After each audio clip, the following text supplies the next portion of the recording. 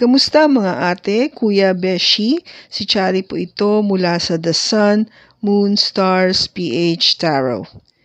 Ipapaalam ko lang po na ito po ay isang general read o pangkahalatang pagbabasa at maaring hindi lahat ay magtugma sa inyong sitwasyon. I-check din nyo ang inyong Moon, Rising at Venus sign. Baka doon mas tumugma ang read para sa inyo. At kung ang mensahe ay tama sa inyo, paki-like lang po at mag-subscribe kung hindi pa ninyo ito ginagawa. Okay, mag-umpisa na po tayo.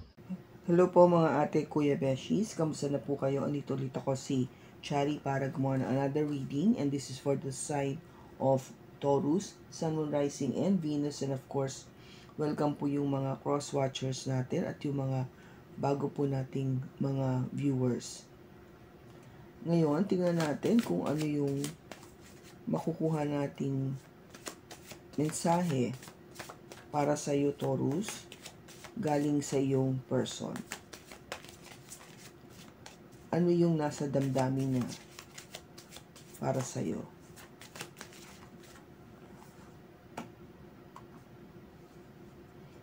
We have playing games.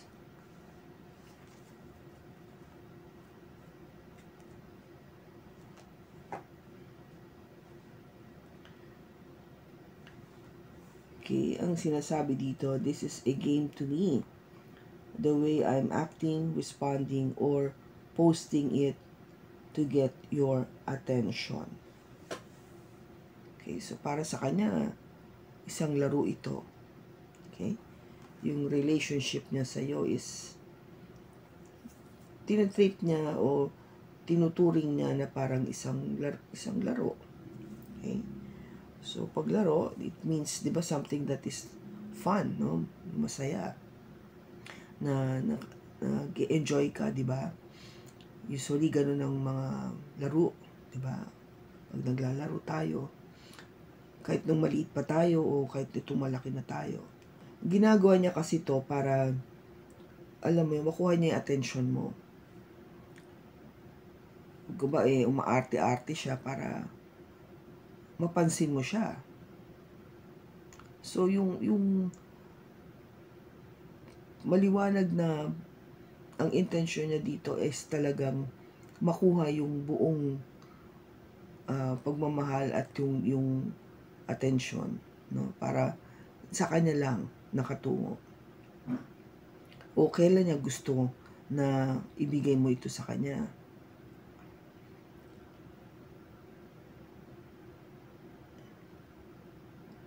Alam mo kasi yung pag ganito yung dating, di ba parang nag-aalinlangan ka tuloy sa relationship na to kasi iisipin mo, ganun pala, parang laro lang ako. So, ibig sabihin, hindi seryoso. Kaya nga inumpisahan ko na something that is fun, di ba? Kasi, nag-enjoy ka lang eh. But, I think the more deeper meaning dito kung bakit niya ginagawa is to get your attention. Merong mas malalim na dahilan kung bakit siya nagbe-behave o umaarte ng ganito. Baka nga kulang ang ibinibigay mong pagmamahal o atensyon sa iyong person, kaya siya umaarte ng ganito. Kasi hindi lang naman one side dito eh. 'Di ba? Hindi lang yung side ng person mo, kundi sa'yo din, Taurus. Tatanungin mo kasi syempre na, bakit nga ba siya nag-aarte ng ganito? Anong pagkukulang ko? Anong mali ko? Ano yung hindi ko nagagawa? Well, ang sabi dito, kulang sa atensyon. Okay? So, tignan natin sa cards.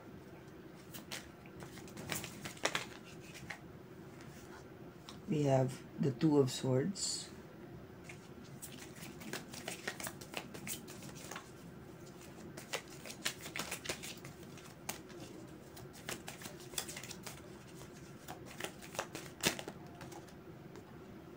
The Five of Cups. The Hangman. Page of Wands, and the Knight of Cups. Bottom niya is the Page of Swords.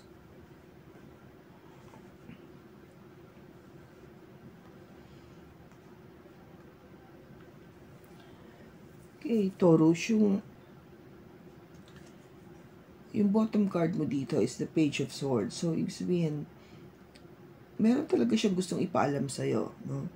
This is more of really sending you a message. Simpleng message lang, pero may gusto talagang matinding sabihin. I guess ito nga yun, no? To get more your attention. Kasi, hindi ka naman talaga magmamensahe o magsasabi ng isang bagay sa isang tao kung hindi ito importante, no? In other words, hindi ka mag-exert ng effort para magsabi, magsalita o may iparating na nasa iyong damdamin kung sa tingin mo hindi ito importante. Kaya, this is a message, no? Nagsasabi siya na ito yon, ito yung nararamdaman ko sa'yo.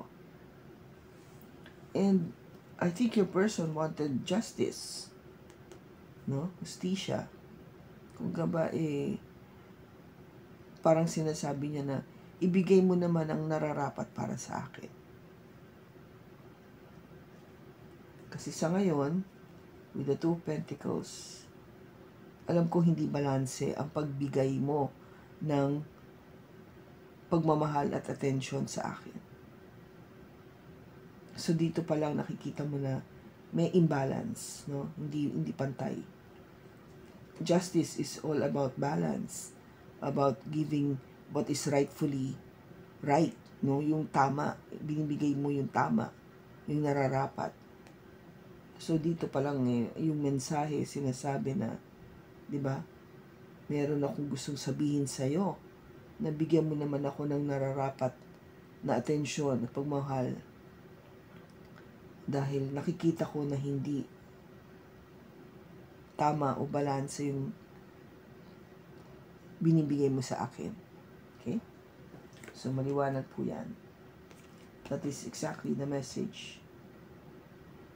No? Kasi dito, Taurus, Two of Swords. No? Hindi ka makaano. Yung person mo is basically parang alam mo yung hindi niya maintindihan kung bakit nagiging ganon yung pangyayari.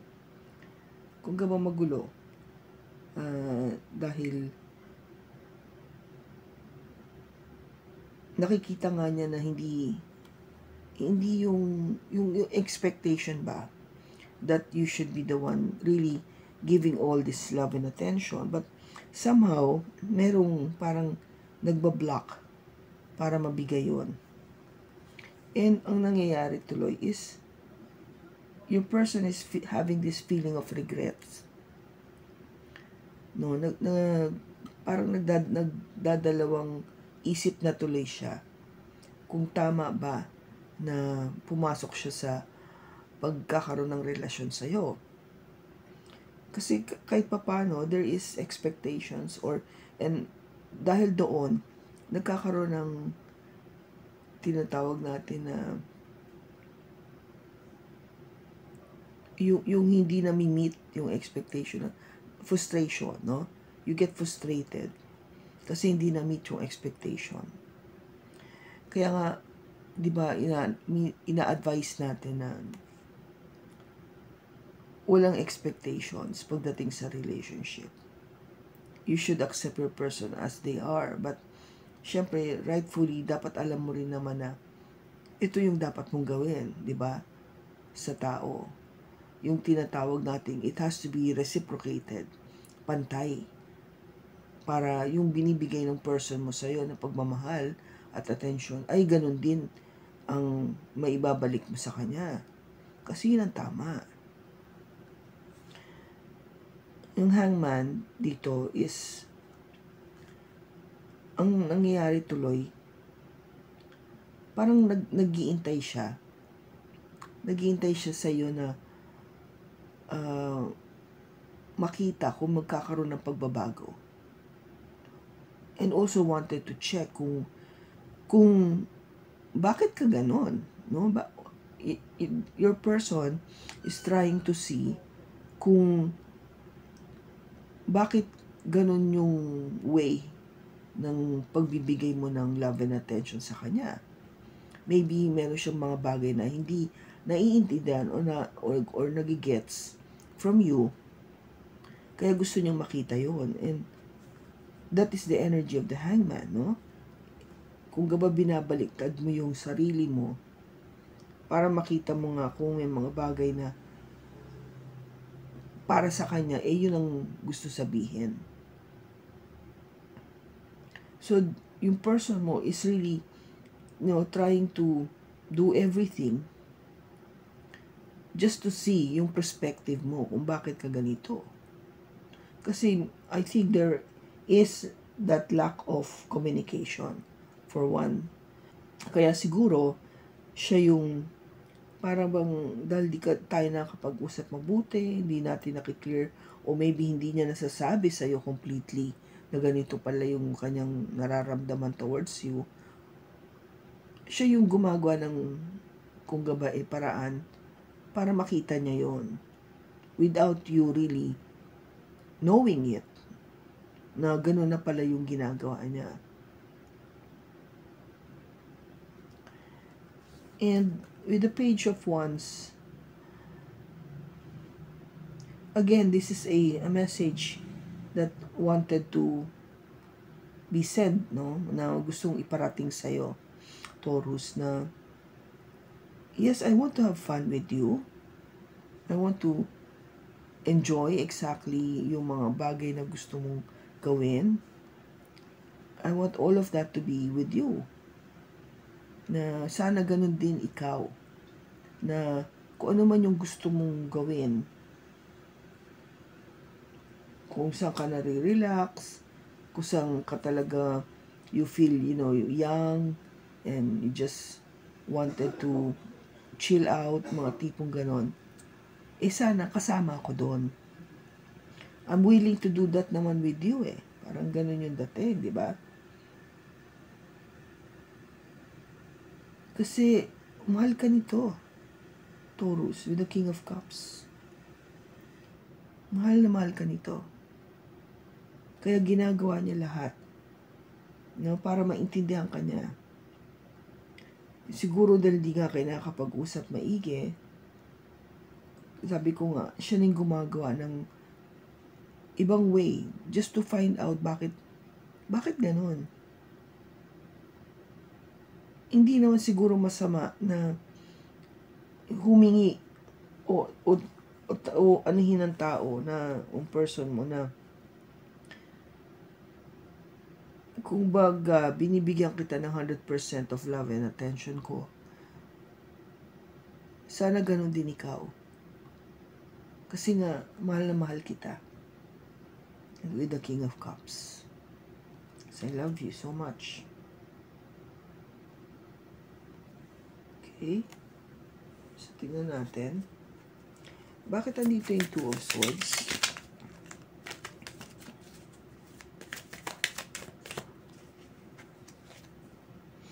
We have the Eight of Cups. The Five of Wands. And the Fool.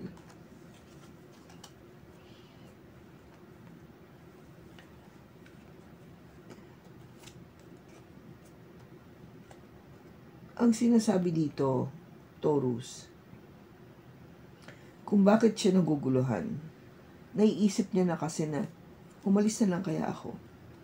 Iwan ko kaya yung relationship. In other words, makipag-split na ako, no, with the Eight of Cups.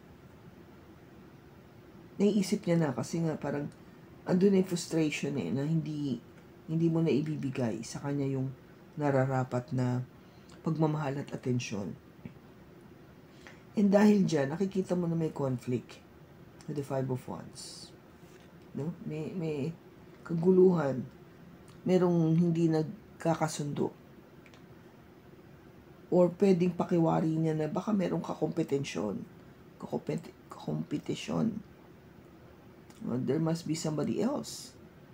Kung bakit gano'n, no? Yung hindi ko nakukuha yung 100% na nararapat para sa akin.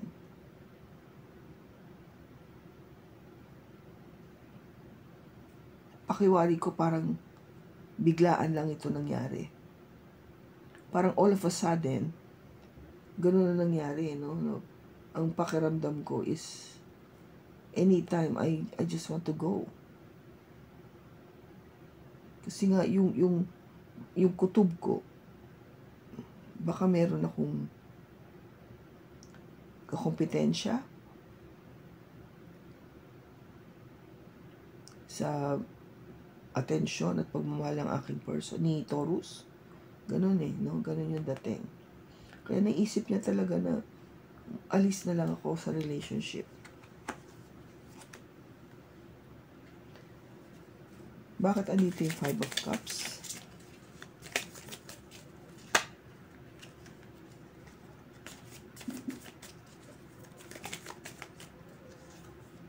We have the 8 of Swords, the 10 of Wands, and the King of Cups.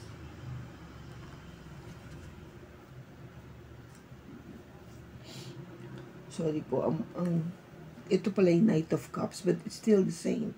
Mahal ka nitong tao to because this is a person that is in the energy niya of offering that love to you. Okay? Now, ang sinasabi dito, 8 of Swords. Kasi nga yung pakiramdam niya na nagkakaroon na siya ng regret dito sa relationship, kung bakit ba siya, kung gaba bakit ba siya na-inlove sa'yo. Kaya ang pakawari niya is something na hindi madaling alsin, no? You're not forget o alsin sa buhay niya. Hindi madaling makipaghiwalay sa'yo, if that is the best way to describe it, no? Doon nakikita niya na nahihirapan na siya, no? Alam niya na nahihirapan na siya sa sitwasyon, o kung gaba masikip na sa kanyang damdamin yung nararamdaman niya. Still, mahal ka pa rin niya. Okay? With the King of Cups. Mahal ka pa rin niya. Sabi ko sa'yo, hindi madali na mawala ka sa buhay niya. Doon nag-iisip na siya na umalis. Alam niya na nagiging pabigat na ito, no? Pabigat na. Still, nangingibabaw pa rin yung pagmamahal. Bakit andito yung Hangman?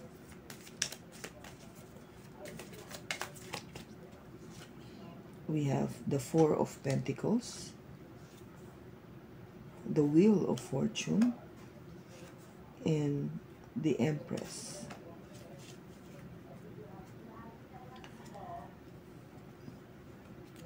Ginagawa niya lahat para makita sa ibang anggulo yung rason mo kung bakit hindi ka, nakakapagbigay ng tamang pagmamahal at atensyon sa kanya.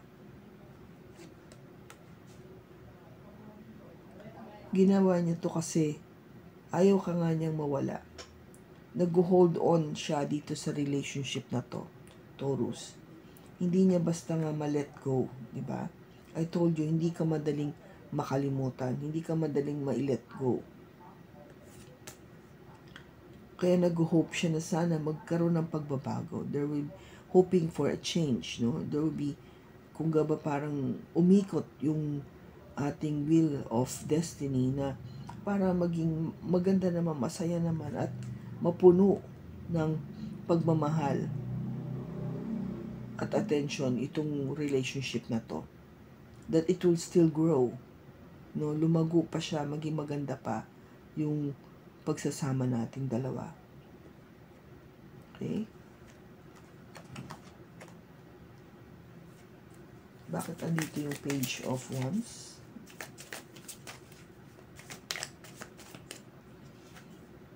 We have the Eight of Wands, the Queen of Wands, and the Two of Cups.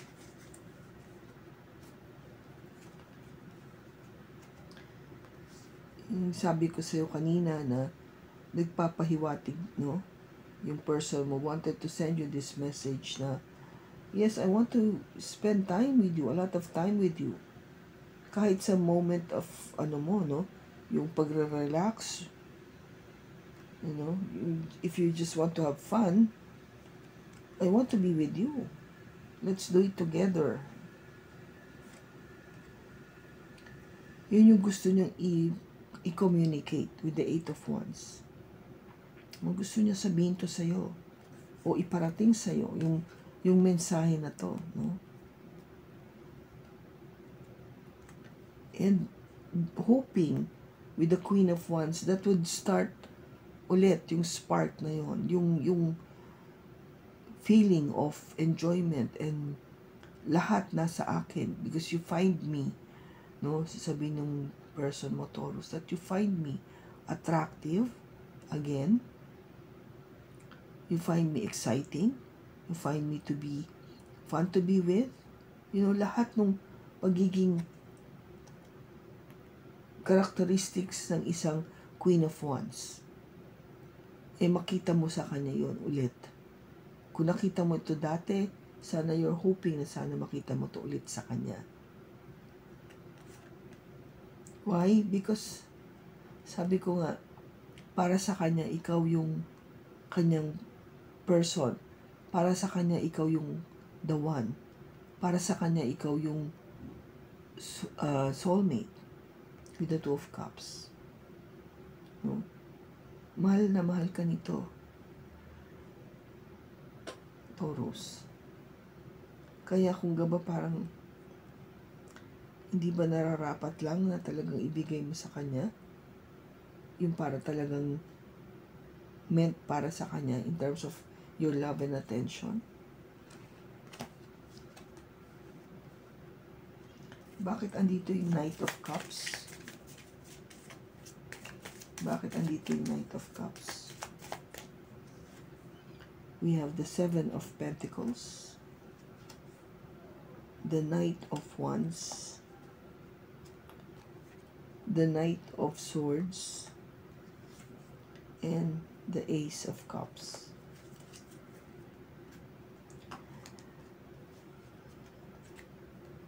Itong offer of love na sinasabi niya with the Knight of Cups, matagal na kasi kayo, di ba? May matagal na yung time na ininvest nyo sa isa't isa. The relationship is hindi lang ngayon, but we're talking about years. No? Taon na. And with the Knight of Swords, syempre gusto mo ng kahit papano may mabilis na pagbabago, mabilis na movement, no? Pagdating sa pag-ibig. Yung movement na yun na nag-hope siya ng change, no? Because we have the Wheel of Fortune here, no?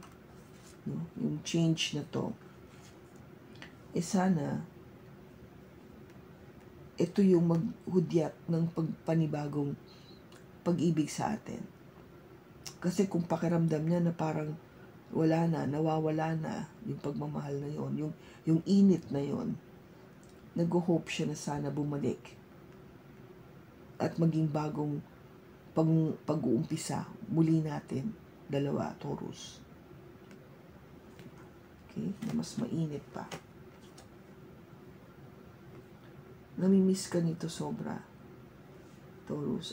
Kung hindi mo talaga nabibigyan ng love and attention, namimiss ka nito. Kasi nga mahal na mahal ka eh. No? Mahal na mahal ka with the King of Cups.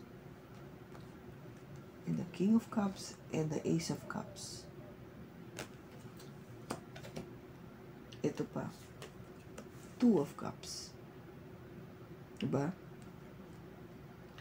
talagang para sa kanya ikaw. Kahit na naisip niya na before na alis na lang ako, pero hindi niya magawa kasi nag-hope siya na meron sanang mabago.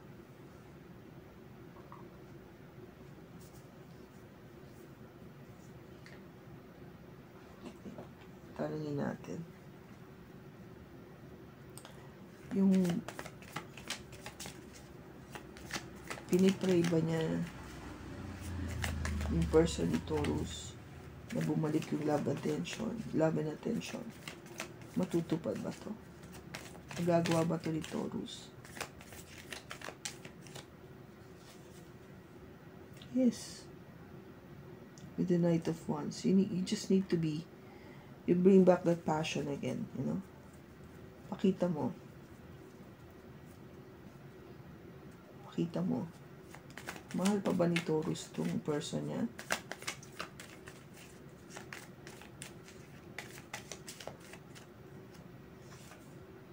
Oh, yes. With the Sun. Oo. No doubt. May iba pa ba si Taurus aside itong person niya?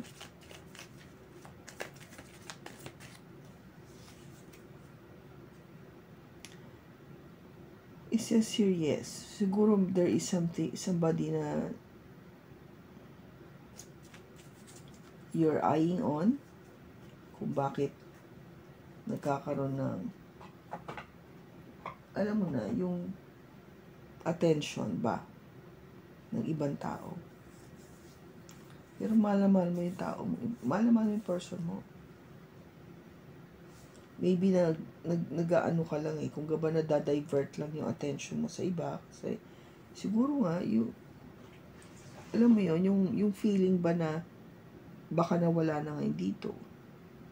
But you could always, bring it back. Kung andun pa rin yung love, may babalik mo yun. Yung init ng pagmamahal na yun.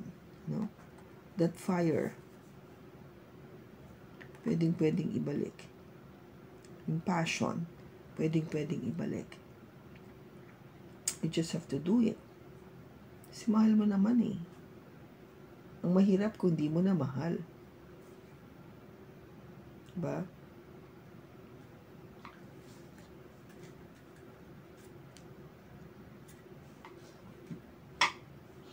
Tingnan natin kung ano yung gusto sabihin ng person mo sa'yo.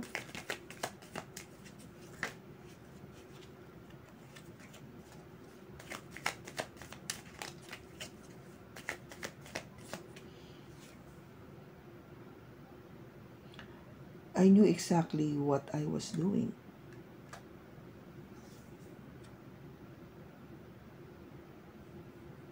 I don't react when people mention you. And you speak to me through music.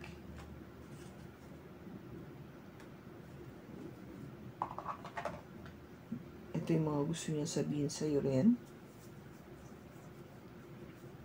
Alam naman niya yung ginagawa niya eh.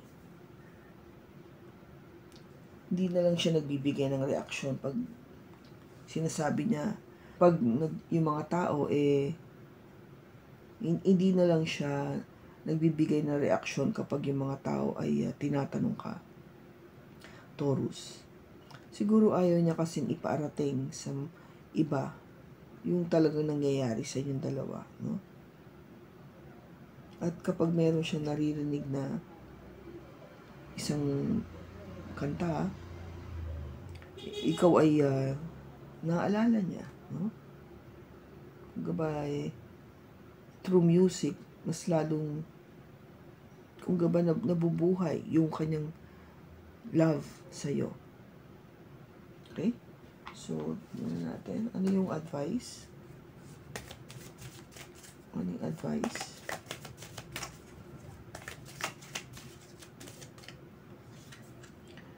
Full Moon in Cancer, let your fears dissolve.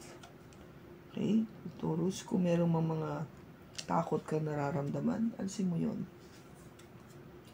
New Moon in Leo, shine. And first quarter Moon in Pisces, honor your feelings. Honor your feelings. Diba? Kung mahal mo talaga din, pakita mo naman. Huwag mo ipagdamot yung pagmamahal na yun. Kasi your person really deserves that love and attention from you. No? Wala tayong nakita sa cards na meron siyang ginagawang mali. Okay? Kaya, gumagawa pa nga siya ng paraan na hindi mo naiintindihan o hindi mo alam na para lang makita yung side mo without you both discussing about it. Maybe because gusto nga niya makita na maybe yung side na baka siya yung may problema. So your person is really trying very hard to, go through checking herself or himself. Ano ba yung pagkukulang? I think you should do the same para kung gusto mong maayos pa itong relationship na to and to make your person happy. No, para lumigaya naman siya. And don't treat this to be a playing games. Dahil hindi siya isang laro. Your person is very serious about you. Very serious. Okay? So, kung kanino man Taurus itong nakuha nating energy ngayon, maraming salamat sa pagsama mo sa akin sa pagbasa na ito. Sa susunod po muli, ingat ka and God bless.